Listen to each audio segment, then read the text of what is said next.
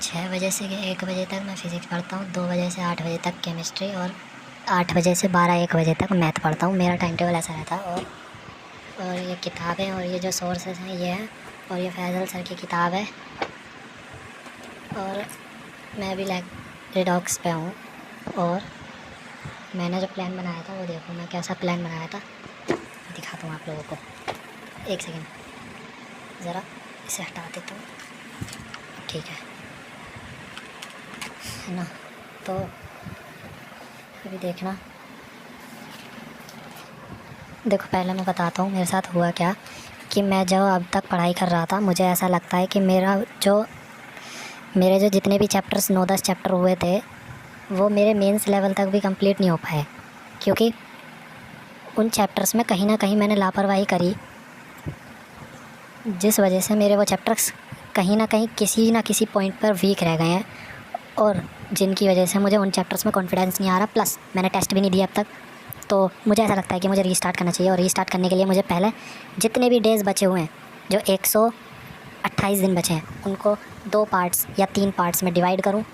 3 parts में divide किया है मैंने डिवाइड किया है कि मतलब पहला 50 दिन का टारगेट मेरा फ़िज़िक्स में तो डिवाइडेड है पूरा, कि 50 दिन में तो मैं 11th करूँगा पूरी, 50 दिन में 12th करूँगा, तो 100 दिन में पूरा फ़िज़िक्स का सिलेबस हो जाएगा। एंड मैं पढ़ने वाला हूँ सलीम सर से, पिछले साल के प्रयास के बैच से।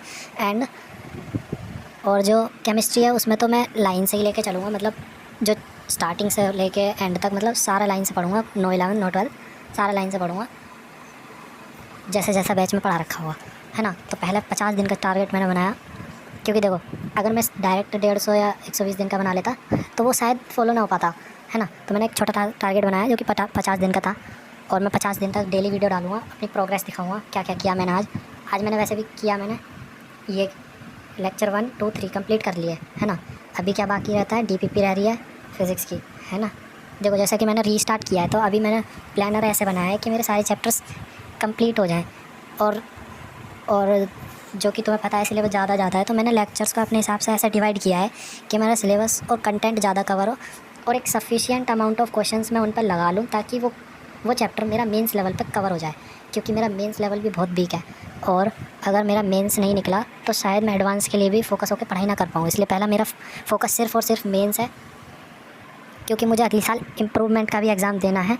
तो एडवांस के चक्कर में मैं अपना ड्रॉप ईयर भी ख़राब नहीं करना चाहता, क्योंकि मुझे मेरी रियलिटी पता है, मैं खुद को जानता हूँ कि मेरे से अभी का जो लेवल है उस हिसाब से तो मेरा मेंस नहीं होगा, लेकिन आगे क्या लेवल होगा, आगे क्या मैं इम्प्रूव करने वाला हूँ, वो सब प्रोग्रेस हो जाएगा। बट अभी इस चीज़ पे फोकस किया जाए कि 50 दिन का जो टारगेट है वो कंप्लीट करूँ तो ज़्यादा बेटर होगा, और आउटपुट भी अच्छा आएगा। प्लस जितने भी चैप्टर्स इसमें मैंने कवर करे हैं उन सब का मैं टेस्ट भी दूंगा साथ साथ, तो मैं टेस्ट का भी रिकॉर्ड दिखाऊंगा आप लोगों को कि कितने कितने नंबर मेरे इंप्रूव हो रहे हैं। पूरा प्रोग्रेस डालूंगा मैं यूट्यूब पे, और रिज़ल्ट तक पूरा एंडिंग तक, एडवांस जब तक नहीं हो जाता जब तक वीडियो डालूंगा, और यूट्यूब पे ही एक्टिव रहूँगा, है ना। और मैं पढ़ाई तो प्रयास के वजह से कर रहा हूँ। मैंने जनरली लिया था प्रयास 2026 जेई का, है ना। बट हुआ क्या, मुझे गाँव जाना पड़ा, वहाँ से फिर बैकलॉग बनना स्टार्ट हो गया। फिर मैंने सोचा प्रयास 2.0 में पढ़ूँगा, ठीक है, वो सब अलग कहानी है मेरी, है ना, जो कि मेरी गलती भी थी इस साल की, जो मुझे नहीं करनी चाहिए थी। बट क्या है, अब हो गई गलती, ठीक है, सुधारने का मौका मिल रहा है, वो भी सुधार लूँगा, है ना, अभी भी टाइम है। तो अभी मैं अपना प्लानर दिखा देता हूँ आप लोगों को। 50 दिन का टारगेट बनाया मैंने, ऐसे डिवाइड किए हुए हैं चैप्टर्स को कि एक दिन में 2-2, 3-3 लेक्चर्स कवर किए हैं, और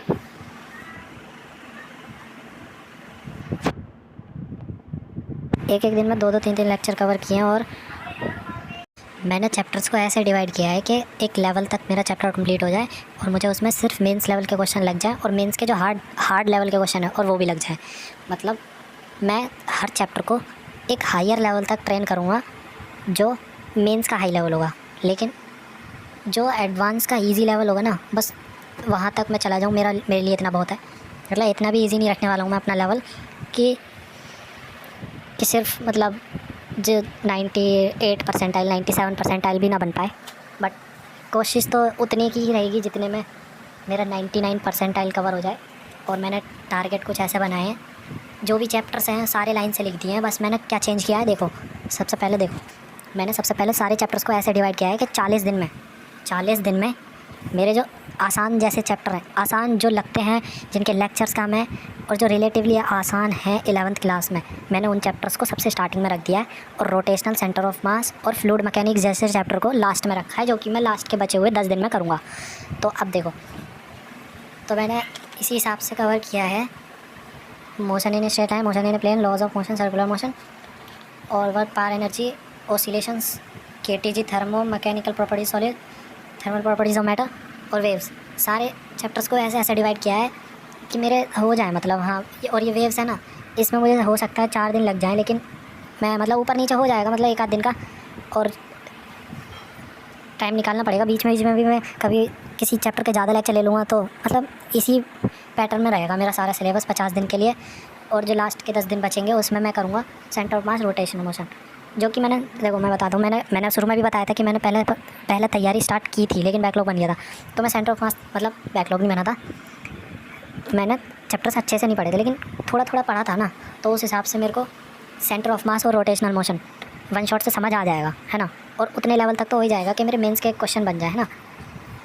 और फ्लूइड मैकेनिक्स को मैं दूंगा 6 दिन दूंगा पूरे, ठीक है। जिस हिसाब से मैंने प्लान किए हैं उस हिसाब से मैं अपने दिन दूंगा, और 10 दिन में ये 3 चैप्टर भी कवर हो जाएंगे, और 40 दिन में पिछला 11th सारा कवर हो जाएगा, है ना। तो कवर होगा या नहीं, कर पाता हूँ या नहीं, ये तो सब आगे पता चलेगा। अभी तो फ़िलहाल मैं केमिस्ट्री पढ़ रहा था, क्योंकि देखो अभी केमिस्ट्री के 1 लेक्चर और 2 लेक्चर रेडॉक्स रिएक्शंस का करना है। मोल कॉन्सेप्ट को मैंने अभी नहीं रखा है, मोल कॉन्सेप्ट को रिवीजन के टाइम पे करेंगे, जब मंजिल सीरीज़ चल रही होगी उससे कर लूँगा, है ना, क्योंकि मोल कॉन्सेप्ट मैंने थोड़ा पढ़ रखा है।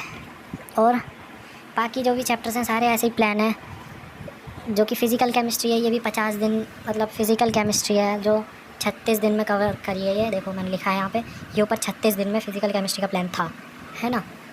फिर उसके बाद जो 14 दिन बचे 50 दिन में, उनमें मैंने पीरियोडिक टेबल और केमिकल बॉन्डिंग को रखा है। और ये मैंने साइड में शॉर्ट नोट्स इसलिए लिखे हैं क्योंकि मेरे पास इसकी बुक है, तो लॉन्ग नोट्स बनाने की तो ज़रूरत है नहीं, साथ साथ इसी में से देखता चलूँगा और टिक लगाता चलूँगा, है ना। अगर आगे ज़रूरत पड़ेगी पढ़ने की तो बुक में से पढ़ लूँगा, वरना नहीं ज़रूरत पड़ेगी तो मैं शॉर्ट नोट्स तो बनाऊँगा ही, अपने शॉर्ट नोट्स रिवाइज़ करता रहूँगा, है ना।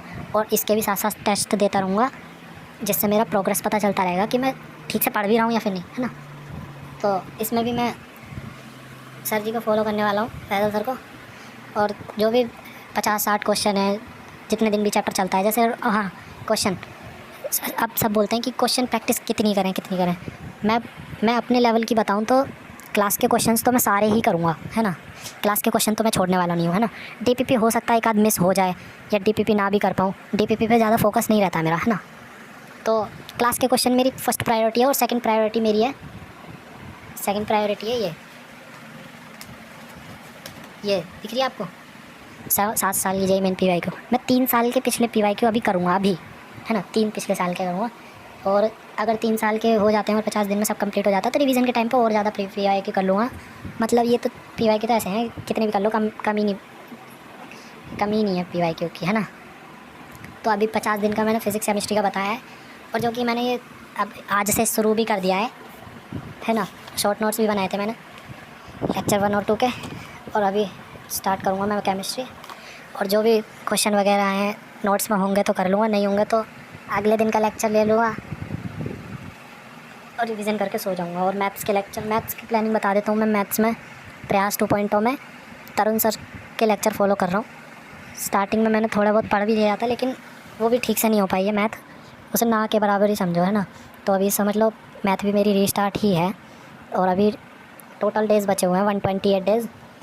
और प्रयास 2.0 में टीके सर से मैं मैथ स्टार्ट कर दिया स्ट्रेट लाइंस चैप्टर से। तो मतलब उनके डेली के लेक्चर देखूँगा, और डीपीपी उनकी डीपीपी करूँगा। और मतलब उनकी डीपीपी तो वो बनाती है, डीपीपी को मेंस लेवल तक की हैं, तो उनकी डीपीपी तो मैं छोड़ नहीं सकता। और क्लास के क्वेश्चन, मतलब वहाँ मैथ में मैं पीवाई क्यों नहीं करने वाला, मैं सिर्फ क्लास का कंटेंट और डीपीपी करूँगा। और बाकी यही स्ट्रैटेजी रहने वाली है मेरी, आगे प्रोग्रेस डालता रहूँगा। आप लोग जुड़े रहना, नहीं तो भाई जुड़े रहना क्या बोलता हूँ मैं, पढ़ाई करना अपनी, है ना। साथ में मिलकर बेस्ट रिज़ल्ट निकालेंगे। और इस प्रिपरेशन में बहुत सारे अप्स एंड डाउन्स आए हैं, जो कि मैं अपनी जेईई जर्नी की वीडियो में बताऊँगा। बहुत कुछ ऐसा हुआ है जो शायद चेंज नहीं किया जा सकता। ठीक है, अभी बात नहीं करते हैं ना। चलो फिर मिलते हैं नेक्स्ट वीडियो में। बाय।